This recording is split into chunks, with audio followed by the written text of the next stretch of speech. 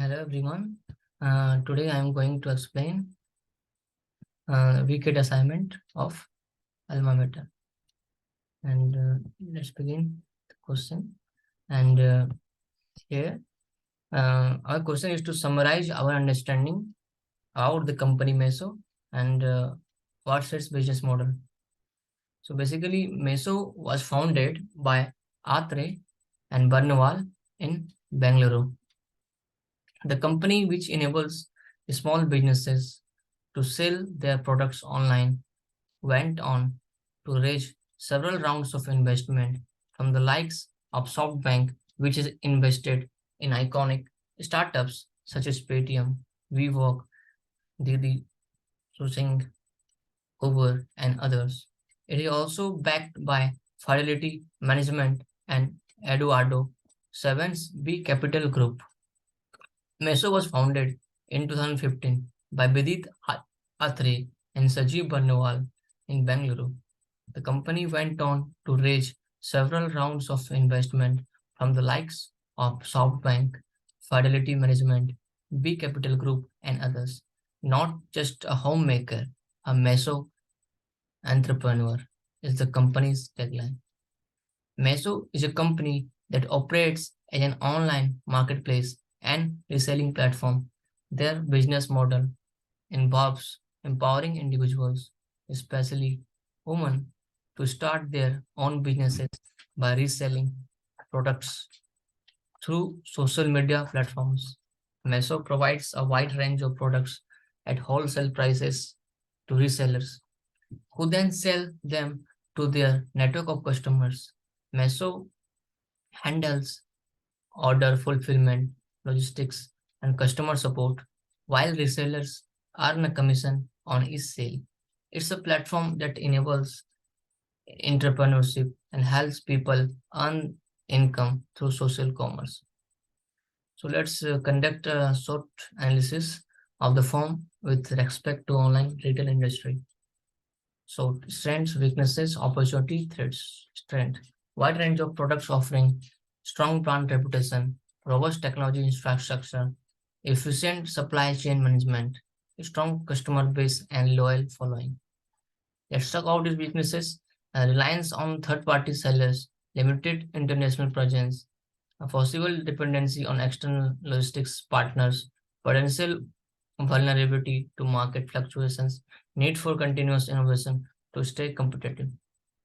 Opportunities: growing e-commerce market, expansion into new product categories, international market expansion, strategic partnership and collaborations, integration of AI and data analytics for personalized shopping experiences. Let's talk about threats. Threats: intense competition from established online retailers, changing consumers' preference and trends, regulatory challenges and compliance, cybersecurity risk and data breaches, economic downturn impacting customer consumer spending. Now we need to develop an ML model to help Meso forecast its demand, sales. What would be our approach? So to develop an ML model for Meso's demand sales forecasting, the following approach can be considered. First, is data collection. So let's gather historical sales data from Meso record, including factors such as date, product, region, promotion, etc. Second step would be feature engineering. Extract relevant features like seasonally, trends, holidays, and products categories from the data. Third would be model selection. Choose a suitable ML algorithm like linear regression, time series models, or random forest based on the data, characteristics, and forecast requirements. Fourth step would be training and evaluation. Split the data into training and testing sets. Train the model on the training data and evaluate its performance using appropriate metrics. Fifth step would be fine tuning. Adjust model parameters, try different algorithms, or incorporate ensemble methods to improve forecasting accuracy. Deployment and monitoring. Deploy the model to generate forecast, regularly monitor and update the model using new sales data to enhance its predictive capabilities. So, fourth question would be, what are the features would you require to develop this model? So basically, to develop a model for the meso, uh, we would require some independent features that would be like as first would be product attributes, features like product category, brand, price, and availability.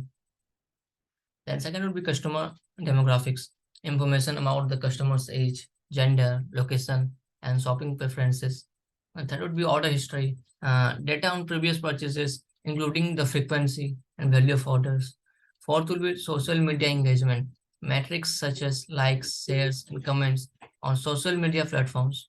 Fifth would be marketing campaigns, data related to the effectiveness of various marketing strategies, seller performance, feedback, ratings, and review from sellers, competitor analysis, information on competitors' products, pricing, and customer reviews, uh, external factors, economic indicators, seasonality, and trends in the e-commerce industry.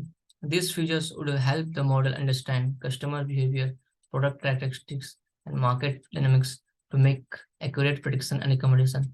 The fifth question would be, how would you evaluate the performance of your model?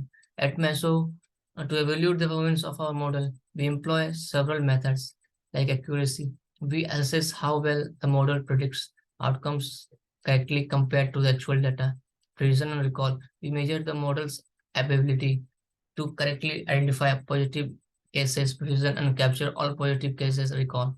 F1 score. We calculate the harmonic mean of precision and recall to get a balanced performance metric. Cross validation. We validate the model's performance using various subsets of the data to ensure its general legibility. A/B testing. We conduct experiments where the model's performance is compared against a control group to assess its impact. User feedback. We collect feedback from the users to understand their experience and satisfaction with the model's prediction. By utilizing these evaluation methods, we continuously assess and improve the performance of our model at Meso. Basically, what difference between ETL and ELT? What are the steps of ETL process? So let's jump to the some ML questions, and it would be good. It's like a mathematics and ML question. So ETL, extract, transform, load, and ELT, extract, load, transform, are data integration processes used in data warehousing analytics. In ETL, data is first extracted from various sources, then transferred and cleaned to feed the target schema, and finally loaded into a data warehouse. In ELT, data is extracted and loaded as is into a data lake or warehouse, and transformation occurs later as needed. ELT offers more flexibility for big data processing and analysis. ETL steps include extraction, data cleansing, transformation, and loading, ensuring accurate and usable data for analysis. What is Bayes' theorem? What is posterior and likelihood? Bayes' theorem is a fundamental concept in probability theory and statistics. It allows us to update our belief about an event based on new evidence. The theorem calculates the probability of an event called the posterior given prior knowledge and the probability of the evidence called the likelihood. Posterior represents our updated belief after considering the new information, while the likelihood measures how probable the evidence is given the event. Bayes' theorem helps us make more informed decisions by incorporating new data. Probability of A by B equal to probability of B by A into probability of A by probability of B. So probability of A by B, this means probability A will happen given evidence B has already happened. Probability of B by B means probability B will happen given evidence A has already happened. Not PA. Probability A will happen. PP, the probability of P will happen. What is dimensional reduction? What is the difference between LD and PCA? Dimensional reduction is a technique used in machine learning and data analysis to reduce the number of variables or features in a dataset while preserving its meaningful information. It helps in simplifying complex dataset and improving computational efficiency. The main difference between LDA and PCA, which means linear discriminant analysis, principal component analysis, lies in their objectives. LDA is a supervised technique that aims to find a lower dimensional space that maximize this class separability by considering class labels It focuses on preserving discriminative information for classification tasks. PC, on the other hand, is an unsupervised technique that aims to find a lower dimensional space that captures the maximum variance in the data. It focuses on preserving the overall structure and variability of the data without considering class labels. What difference between sample and population? What is sample size? Mention various type of sampling techniques. The main difference between a sample and population is that a population includes all individuals or items of interest, while a sample is a subset of a population. A sample size refers to the number of individuals or items included in a sample. Base sampling techniques include random sampling. Individuals are chosen randomly from the population. Stratified sampling. The population is divided into groups and individuals are selected from each group. Cluster sampling. The population is divided into clusters. Entire clusters are selected randomly. Convenience sampling. Individuals who are easily accessible or available are chosen. Snowball sampling. Existing participant refer additional participant. Quota sampling. Individuals are selected to meet a specific quotas based on certain characteristics. These techniques help in gathering representative data from a population. What difference in TF, IDF, and word2vec? TF, IDF, and word2vec are two popular techniques used in NLP, natural language processing. Here are key differences between them. TF, IDF, it calculates the importance of a word in a document based on its frequency and rarity across the corpus. Word2vec, it represents words as vectors in a high dimensional space, capturing semantic relationship and meaning. Differences. Approach TF, IDF is a statistical method based on word frequency, while word2vec utilizes neural networks to capture word embedding. Representation. TF, IDF represents words as a sparse vector, whereas word2vec represents them as dense, continuous vectors.